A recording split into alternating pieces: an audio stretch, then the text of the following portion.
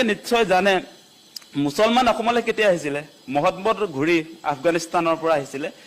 তেখেতৰ নেতৃত্বত তেওঁলোকে যেতিয়া অসম আক্ৰমণ কৰিবলৈ আহিছিলে মহম্মদ ঘুৰিৰ লগত আপোনাৰ মুছলমান সৈনিক হিচাপে তেওঁলোকে আছিলে এই গৰিয়া মুছলমানবিলাক হেতু আহিছিলে কেতিয়া 1204 খ্ৰীষ্টাব্দত 1204 চনত আহোমৰ অহাৰ পূৰ্বে দেই হেতু প্ৰথম দাতা মহম্মদ ঘুৰিৰ সৈন্যবাহিনী হিচাপে আহিছিলে সেই সময়ত কিছু সংখ্যক মানুহ ইয়াত থাকি গল যুদ্ধবন্দী হৈ গৈছে নহয় বহুত মানুহ আৰু তেনেকে থাকি গল মিৰ্জুমলাৰ অসম আক্ৰমণৰ সময়তো আপোনালোকে জানে সেই কথা সেই সময়তো ইয়াতটো আহোম ৰজাইটো আপোনাৰ বন্দী কৰি ৰাখিলে আমাৰ যিসকল মুছলমান সৈনিক আহিছিলে মিৰ্জুমলাৰ লগত গতিকে আমি সেই মুছলমান সাম্ৰাজ্যবাদী সকলে যেতিয়া অসম আক্ৰমণ কৰিছিলে আমি যে খেদি পঠিয়াইছিল কিছু ইয়াত বন্দী কৰি ৰাখিছিল সেইবিলাক থাকি গল হেতু ইতিহাস কৈ আছো আপোনাক তাৰ পাছত আপোনালোকে জানে ইয়াণ্ডাবু সন্ধি 1826 চনত যেতিয়া সংঘটিত হল সেই সময়ছোৱাত ইয়াণ্ডাবু সন্ধি কাৰ লগত হৈছিলে মান আৰু আপোনাৰ ব্ৰিটিছৰ লগত আমাৰ লগত হোৱা নাছিলে সেই সময়ত আমাৰ 27 লাখ মান জনসংখ্যা আছিল অসমত 1826 চন মানত সেই সময়ত আপোনাৰ মানেটো অসমত কচু কটা দিছিলে কাটি কাটি মানুহক মানে আপোনাৰ মাৰি কাটি শেষে কৰি দিছিলে 8-9 লাখ জনসংখ্যা কাটি দিছিলে মানে অসমটো একদম খালি হৈ গৈছিল মোটামুটি সেই সময়ত আপোনাৰ ব্ৰিটিছে অসমত আহিলে আহি মানৰ লগত চুক্তি কৰিলে মানৰ চুক্তি অনুসৰি কি হৈছে ইয়াতে আপোনাৰ তেওঁলোকে ব্ৰিটিছৰ অধীনলৈ গৈছে মান গুচি গল অসমৰ পৰা ব্ৰিটিছ আহিলে ব্ৰিটিছে ইয়াত কি হৈছে সম্পদ লুণ্ঠনৰ কাৰণে আহিছিলে জানে আপোনালোকে তেওঁলোকৰ ইষ্ট ইণ্ডিয়া কোম্পানী ইয়াত তেওঁলোকৰ চিফ কমিশনাৰ বিলাক আছিলে গভৰ্ণৰ জেনেৰেল বিলাক আছিলে কমপ্লিটলি আপোনাৰ আহোম ৰাজত্বৰ পৰা আপোনাৰ ইষ্ট ইণ্ডিয়া কোম্পানীৰ হাতলৈ ব্ৰিটিছ চৰকাৰৰ হাতলৈ আমাৰ শাসনভাৰ গুচি গৈছিলে সেই সময়ছোৱাত আপোনালোকক মুছলমানে কেনেকে আমাৰ ইয়াত সোমাবলৈ পালে সেই কথাটো যদি চাই আপোনালোকে ডেটা যদি চাবলৈ যায় তথ্যই কয় যে ব্ৰিটিছৰ হাতলৈ যেতিয়া আমাৰ প্ৰশাসন যন্ত্ৰটো গুচি গল তেওঁলোকে যেতিয়া ইষ্ট ইণ্ডিয়া কোম্পানীৰ জৰিয়তে আমাৰ সম্পদ লুণ্ঠনৰ কাম কাজত আগবাঢ়িলে আপোনালোকে জানে সেই সময়ত ঝাৰখণ্ডৰ পৰা আৰু বিভিন্ন আমাৰ ভাৰতৰ ৰাজ্যৰ পৰা তেওঁলোকে প্ৰথম অৱস্থাত চাহ খেতিৰ কাৰণে আমাৰ চাহ জনগোষ্ঠীৰ লোকসকলক আনিলে সংখ্যাটো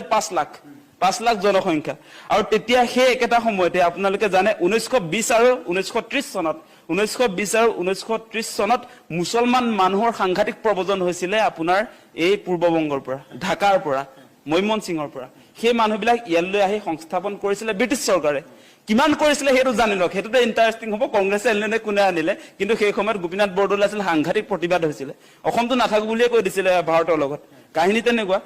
সেই সময়ত আপোনালোকক ডেটা দিছো এই 1920 চনৰ পৰা 1930 চনত সেই সময়ছোৱাত আপোনালোকে আমাৰ কটন কলেজৰ প্ৰতিষ্ঠাপক জানে নহয় আমাৰ কটন সাহাব যেতিয়া আপোনাৰ চিফ কমিশনাৰ আছিলে তেওঁৰ নেতৃত্বত অসমত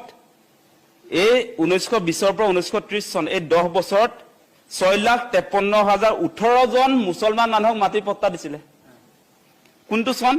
1920 পৰা 1930 এই 10 বছৰত মুছলমানক দিয়া হৈছিল মাটিৰ পট্টা 6,53,018 জনক তাৰ বিপৰীতে হিন্দুক দিয়া দিছিলে কেৱল 84,279 জন ডিফাৰেন্সটো চাওক মুছলমানক কিমান দিলে 6,53,018 জন মুছলমানক ভূমি পট্টা কৰি দিলে ব্ৰিটিছ চৰকাৰে হেনৰি কটন সাহাব কটন কলেজৰ প্ৰতিষ্ঠাপক আৰু আমাৰ হিন্দু জনসংখ্যাক দিলে 84,279 কথাটো বুজি পালে নে দিয়া এই বৃহৎ সংখ্যাটো কিমান হ'ব আপোনাৰ এই যে 6 লাখ মানে প্ৰায় 7 লাখক যে তেওঁলোকে 1920 পৰা 30 চনৰ ভিতৰত যে মাটি পট্টা দিলে ব্ৰিটিছ চৰকাৰে সেই এটা এঘৰত আপোনাৰ ইয়াত যে 6 লাখ যে দেখুৱাইছে 6 লাখৰ 7 লাখে প্ৰায় যে 6,53,000 মানে 7 লাখে ইয়াৰ জনসংখ্যাটো যদি চাই তেতিয়াও আপোনাৰ প্ৰায় 10 লাখ এটা পৰিয়ালত যদি তিনজনকে ধৰ তেতিয়া হলে প্ৰায় 15-20 লাখ মানুহক পট্টাটো কোনে দিলে মানে 15-20 লাখ পৰিয়ালক জনসংখ্যা হিচাপে যদি চাই তেতিয়া হলে এই বৃহৎ জনসংখ্যাৰ মানুহক মুছলমান সম্প্ৰদায়ৰ মানুহক ব্ৰিটিছ চৰকাৰে ইয়াত সংস্থাপন কৰিলে সেই মানুহবিলাক কিয় আনিছিলে আপোনালোকে জানে মৰাপাটৰ খেতিৰ কাৰণে আনিছিলে তাৰ পাছত আপোনাৰ ধানৰ খেতিৰ কাৰণে কিছু মানুহ ইয়াত অনা হৈছিলে মূল খেতিটো আছিলে আপোনাৰ উজনি অসমৰ ক্ষেত্ৰত যেনেকৈ আপোনাৰ চাহ জনগোষ্ঠীক আনিছিলে 5 লাখ মান আৰু নামনি অসমৰ ক্ষেত্ৰত প্ৰায় 6-7 লাখ আপোনাৰ মৰাপাট খেতিৰ কাৰণে ব্ৰিটিছে লৈ আহিছিলে আৰু অসমীয়া মানুহে খেতি কৰিব নোৱাৰে বুলি তেওঁলোকে ভাবিছিলে মৰাপাটৰ খেতিটো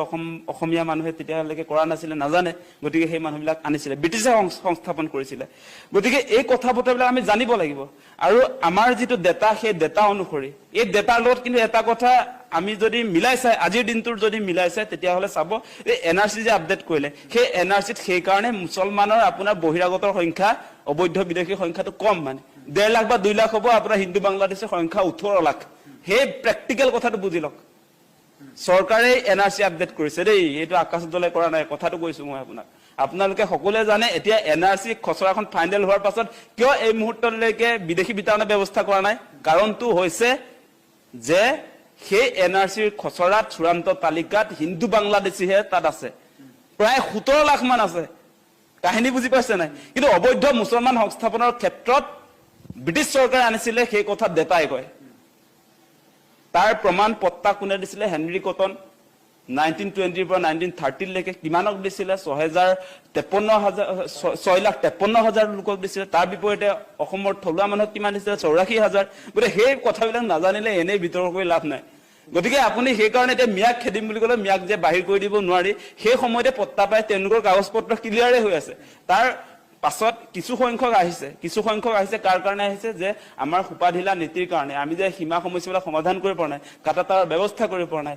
আজি বিজেপি চৰকাৰেতো তাত সীমাত গৈ প্ৰথম যেতিয়া সৰ্বানন্দ সোণোৱাল মুখ্যমন্ত্ৰী হ'ল 1 ইঞ্চিও বাংলাদেশীক মাটি এৰি নিদিম বুলি কৈছিলে সীমা পুনৰ নামত হাজাৰ বিঘা দি দিলে বাংলাদেশক দূৰবীন চাই সীমা সমস্যা সমাধান কৰিম বুলি তাততো এটা হেৰিও চলিছিলে এটা ফিল্মি ষ্টাইলত মানে তেনেকুৱা ধৰণৰ নাটকো চলিছিলে কিন্তু সমাধান নহল আজিও উন্মুক্ত হৈ আছে আজি ভাৰত বাংলা সীমাত মুঠৰ ওপৰত এই সংগ্ৰামখনে আচলতে কাৰোৰ লাভ নহলেও পলিটিক্যালি হিমন্ত বিশ্ব শৰ্মাক হিৰো কৰোৱা এটা সংগ্ৰাম হৈছেগে এতিয়া কিন্তু সেইটোৰ আমি সাৱধান হ'ব লাগিব আমি জনা শুনা মানুহবিলাকে যিসকল শিক্ষিত আজি যুৱক যুৱতী আমি নেতৃত্ব দি আছো যিসকলে জাতীয় জনগোষ্ঠীয় সংগঠনক প্ৰতিনিধিত্ব কৰি আছে আমি আসলে ইতিহাসটো জানিব লাগিব আৰু এই ক্ষেত্ৰত আসলতে মেইন প্ৰেক্টিক্যালি আসলতে আমি কি কৰিব পাৰো সেই পৰ্যায়লৈকে যাব লাগিব আজি বড়ো মানুহবিলাক আজি কুচ ৰাজবংশী আমাৰ ট্ৰাইবেল মানুহবিলাক সেই মানুহবিলাকৰ ওচৰলৈ যদি মিয়াবিলাক আপুনি পঠিয়ায় তেতিয়াহ'লে সেই মানুহবিলাকে ল'ব নেকি সেই কথাটোৰো নাই গতিকে সেই কাৰণে আমিও লক্ষ্য কৰিছো যে তাতো কুচ ৰাজবংশী ছাত্ৰ সন্থা বা আমি দেখিছো বিভিন্ন কুচ জনগোষ্ঠীৰ লিডাৰক দেখিছো তেওঁলোকে কৈছে আমি কি ডাষ্টবিন নেকি যে আপোনালোকে তাৰ পৰা খেদিব আমি কি গ্ৰহণ কৰিম সেই কথাটো নাই গতিকে ইয়াৰ কাৰণে এটা আপুনি যেটো সলিউশনৰ কথা কৈছে এতিয়া মূল কথাটো আহিছে যে মুছলমানৰ সাংঘাতিক ধৰণে জনসংখ্যা বিস্ফোৰণ হৈছে